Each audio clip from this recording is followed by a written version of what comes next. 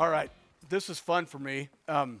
Calvin, and I'm going to call him Calvin because he was been on my city council with me, and he is a fantastic he was a fantastic council member, and he's turned to be even better state rep. So, and I'm going to rib him a little, and I'm going to ask him some hard questions. But the good thing about Representative Roberts is he's been where all of you are. He's heard me come back as league president and a league rep and say, that damn legislature is doing this. And he's heard me complain and go, and you can, and then he's had to hear it as a council member and as a city person. Now he's on the other side. So Calvin, welcome. Thank you, Mr. Mayor. And he's not afraid to come take hits or questions. He's awesome. Bring him on. Okay. So first question, because I know it's what everybody out here wants to know. What is the true dialogue going on at the Capitol around housing, land use, transportation, and growth? Yeah, well, I don't need to tell any of you that we've got an affordability crisis, We've got a housing affordability crisis in the state. We are the 9th most expensive housing market throughout the country as a state. If you look from 1990 to today, housing prices have increased on average 6% per year, depending on what data you use.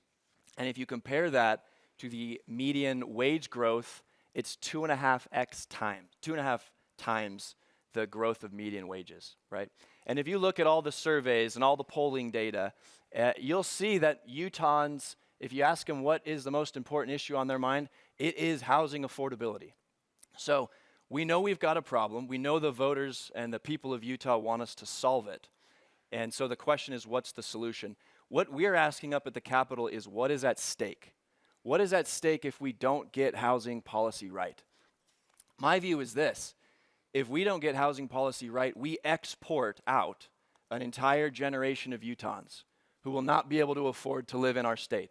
And our goal, and my goal certainly is, if you're Utah born and if you're Utah educated, that you can also buy an affordable starter home in this state and participate in the American dream.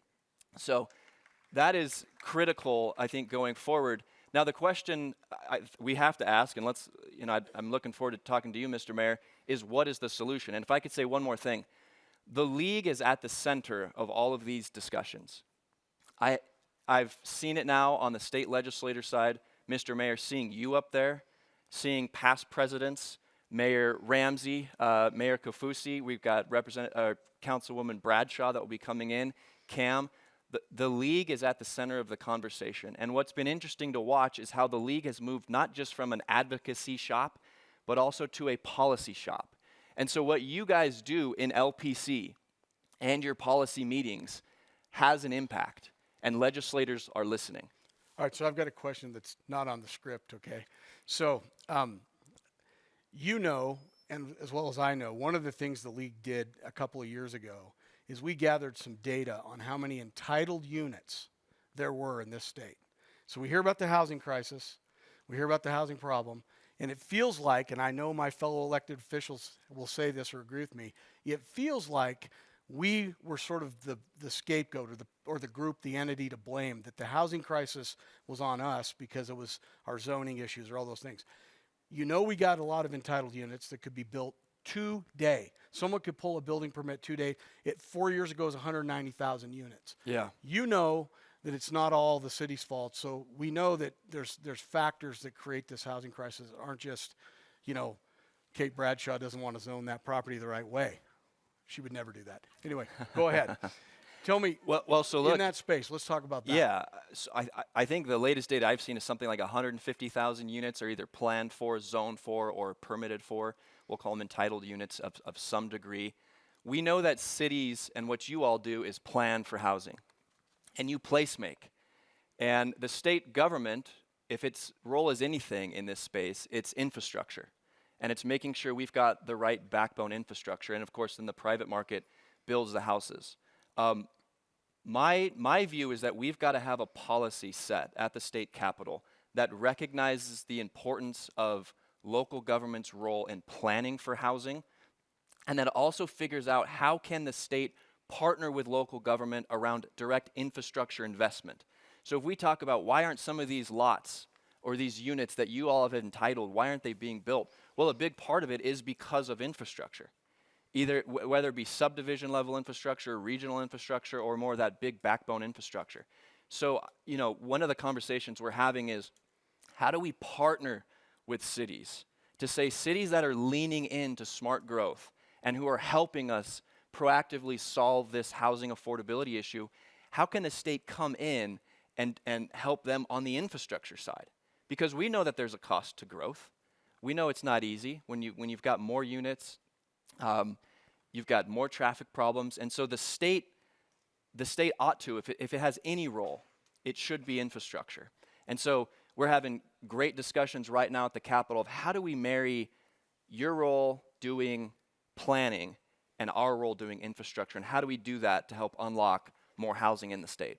I like that approach, especially the concept of, because whenever we talk about the government solving our problems, the government's good at a few things, not a lot, but generally the government is not a great solution, especially for things like housing because of interest rates, construction costs, all that stuff.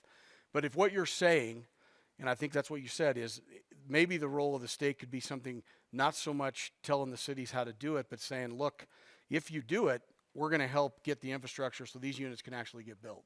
That's kind of where you're headed. Yes. And here's what I'd say. Your communities better than a distant politician up at the state capitol. Hallelujah. And you play an important role in determining how your cities grow. At the same time, we know we've got this issue. And so how do we partner? And I think the way we do that is by saying, the state government saying to cities, let us support you with infrastructure investment. And those cities that want to lean into smart growth and help solve this problem with us, let's partner together on the infrastructure side. Now, Cal, I know you pretty well, and I know that this idea actually is an idea you've had for a while. So that, folks, Representative Roberts has not even been there a year yet, and he's already kind of preaching the right gospel, in my opinion, about how to do it. So he has got a new job as a member of the House. You are the co-chair of the Commission on Housing Affordability. So what are your priorities there? I think you've said a few of them, but tell us the rest. Well, here's one idea. You guys all have to comply with the Moderate Income Housing Plan, right? And if you look at the Moderate Income Housing Plan, a lot of what's in there isn't very specific. And what it ends up being is just a bunch of paperwork for your staff to have to go through and to figure out. And then they send it to DWS. They review it, and not much really comes of it. At least that was my experience being on the city council in Draper. So one idea is to say, what if we improve on Moderate Income Housing Plan? We get more specific about specific strategies that we think work to help develop more housing supply. But we don't force you to do it, but we say, if you do it, we want to partner with you with the infrastructure piece. That could look like additional road B&C money. That could look like additional wet infrastructure dollars. Because again, what you're hearing from me, what you're hearing me say is you guys plan for the growth. We want to support you in those efforts with infrastructure. And so one of the things we're looking at right now, and Cam is very involved. You've been involved in some of these discussions, Mayor. I would encourage you folks to get involved with LPC in your policy meetings, is how do we improve upon Moderate Income Housing Plan, the Moderate Income Housing Plan, and how do we tie it more to additional infrastructure investment? Instead of it always being sticks, maybe there can be more carrots. I like that. That's great. All right. And I'll just kind of, you know this because you were in this exact boat. A lot of our members get frustrated by the massive number of bills that get passed every year. I always say we are a bunch of small government Republicans that love government like we've never loved it before. When you do 590, how many did you do bills last year? Yeah, I think 592. We're passing laws like we are the government. Of those 590 bills, almost 200 and something of them affected cities. And it's hard for us to keep up. Yeah. So talk a little bit about that. Well, we're hearing this not just from cities, but from the business community as well. I'll tell you this, the Speaker of the House, Mike Schultz, who I've got a tremendous amount of respect, has reiterated over and over and over again that we need to reduce the amount of bills that we're passing up at the state capitol. You could even repeal some. Well, let me get there. Okay. So let me get there. You're going to like this, Mr. Mayor. When he put me on CHA, the first thing he said to me is, look at what's working and what's not working. And if it's not working, let's repeal it. And All so right. what I'm looking at and working with members of the development community, the league, local government, and other stakeholders is to say, what bills have we passed aren't working? And if they're not working, let's go ahead and repeal them. So we've got a list that we're putting together right now. I intend this next session to try to pull back on some of those housing bills that we've passed that aren't really doing anything. And I think that's good government. The league will send you a cake if you repeal 10 bills next session. Okay. Chocolate, please. Right? Maybe we'll all chip in and send him on a trip. So you can kind of see, and I'm really excited for Representative Roberts because the thing I like about him is that he's a smart guy and he's committed to, and he's seen it from our side. So many of our elected state leaders have never served in municipal government. Do you think, having served as a council member in a city with growth issues like we've had in Draper, with transportation issues like we've had in Draper, stationary plans, all that stuff, do you think having served as a local official has helped you as a state rep? Oh, there's no question. And what I'd say is, if you look at the House, which is where I serve, we've got Representative Peterson. Karen Peterson was a former city council person. Jason Thompson was a former mayor. Logan Monson was a former mayor. Paul Cutler was a former mayor. We've got a lot of local government people up at the state capitol who get how planning and zoning and building works. And for me, it's been a tremendous asset as I serve the people of Utah and my district, particularly in Draper, to understand the challenges that local government face, because you really are the front lines of government. And when people interact with their government, it's mostly through you folks, whether it be at the parks or whether it be on the local roads or whatever it is. And so having that perspective at the state capitol has been critical for me, and I would encourage anybody here, get involved in the LPC within the league, get involved in the policy discussions, and if there's an open seat, run, because we need more people that got that local government city perspective at the state capitol. All right, absolutely. Let's talk about another, probably the second biggest thing, if it's not housing affordability, transportation. And that means a lot of things in Utah. A lot of times it mostly means roads. But in Utah, UTA, just to give them a shout out, got a national recognition and award for doing it the best in the country. Give UTA a hand, the best. Talk to me about your transportation priorities, because I know you're also involved in that part of it. Go ahead. Yeah, one of the challenges, so let's talk transit. You just had folks come on talk about station area plans. If transit in the state is going to work, it's got to be combined with good land use and planning policy. And what I worry about with our transit system is we actually have an incredible backbone transit system that we all benefit from. And it was built out quickly, but we've got some good bones in place. I like to think about it in terms of stations or nodes and corridors. And if the state is going to invest more in transit, which I think it needs to, and by the way, we've invested $500 million in double tracking Frontrunner. That's game changing, because you're going to take your wait time from 30 minutes down to 15 minutes. And the more frequency that we can get, the more use that we can get. But if the state is going to continue to invest in transit and to try to build upon our current system, then we've got to have the land use policies supporting that use. And I think that's what you're seeing in those stationary plans. Now, Mr. Mayor, I know our city, we struggled with that because we have track stations in the middle of old rural areas and low-density suburban areas. But I think that the station area plan model has worked moderately well. It's still tried to preserve some of your local control to determine what should happen in those stationary plans, while recognizing that, hey, we've got to have a really good strategic plan about how we develop around track stations, right, and how we think about BRT. And so I guess the way I'd sum it up is to say, the state, if we don't invest, we'll get a cycle of disinvestment. And what happens when you have a cycle of disinvestment in transit is less people use it, and then you invest less, and then less people use it, and then you invest less. And that all that investment we've made over the last 25 years goes to waste.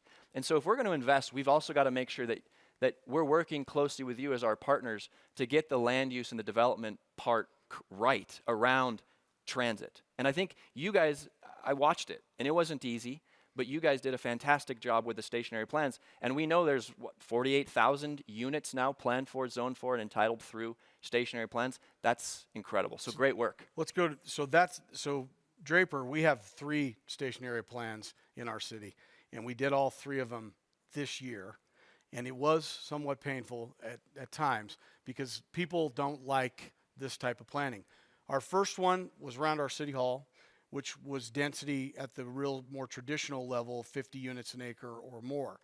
That one wasn't as popular, you can imagine. The second one, Kimball's Lane stationary plan, is different and unique, and I want to talk about this because I think this is where we need to go. We planned that one. The unit density is about 25 to 27, but it's all owned. It's townhomes and condominiums that young families and Utahns can buy.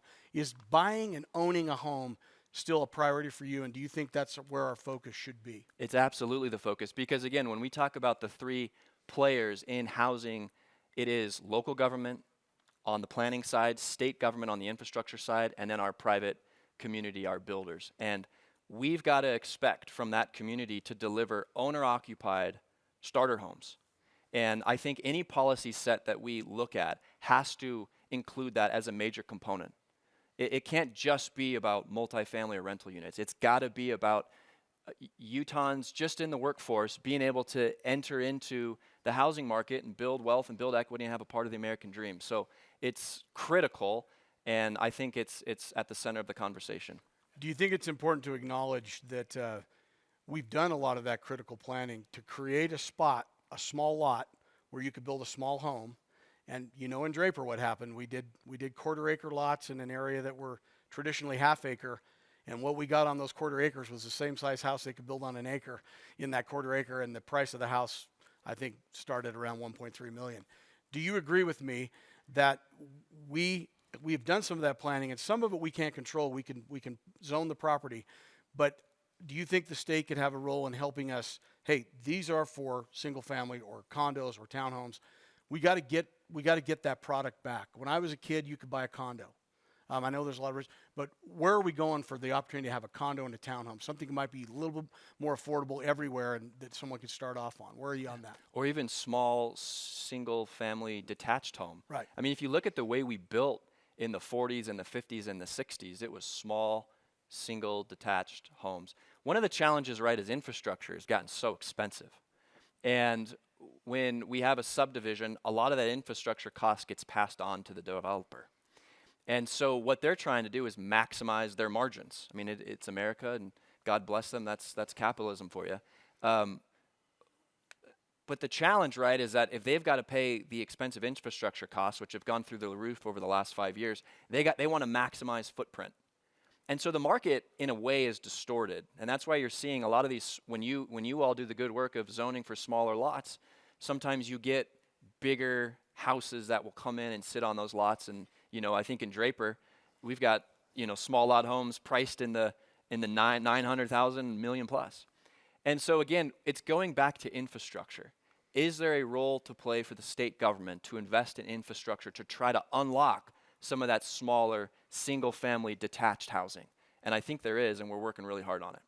Well, our time is up, Representative. Thank you. I hope you all can appreciate how lucky we are in Draper to have Cal as our representative, and I think as lucky we're going to be as local leaders, because I really think that Calvin gets what's going on and has some really good ideas about how we can make it better. So thank you very much, sir. Thank you, Mr. Mayor. Appreciate it.